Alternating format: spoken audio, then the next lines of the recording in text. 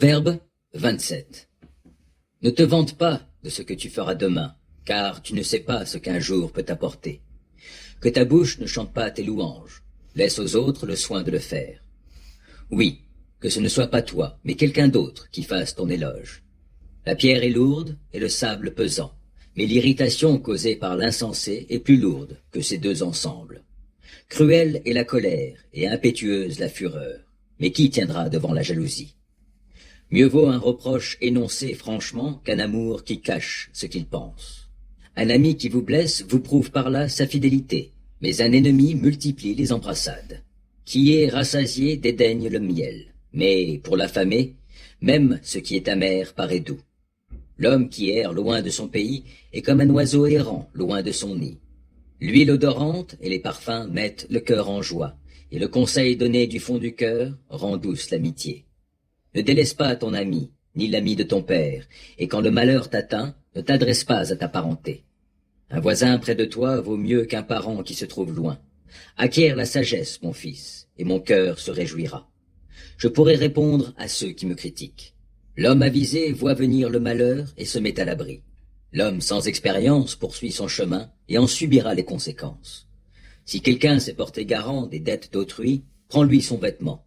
Et s'il a cautionné des inconnus, exige qu'il te donne des gages. Si de grand matin quelqu'un vient bénir son prochain à voix forte, ce sera pris comme une malédiction.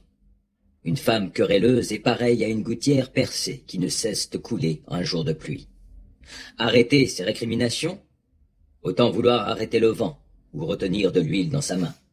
Le fer s'aiguise par le fer, et le visage de l'homme s'affine au contact de son prochain.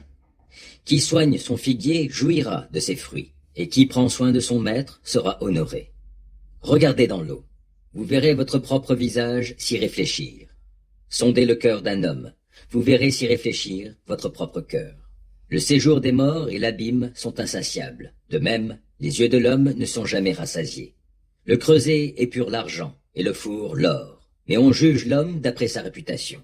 Même si tu broyais l'insensé dans un mortier avec un pilon comme on pile le grain, tu ne parviendrais pas à en détacher sa sottise.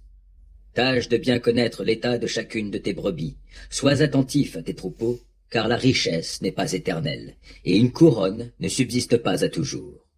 Quand tu auras récolté le foin, pendant que pousse le regain et que l'herbe des montagnes est recueillie, des moutons te fourniront de quoi te vêtir, et des boucs serviront à te payer un champ. Le lait des chèvres suffira à ta nourriture, à celle de ta famille et à l'entretien de tes servantes.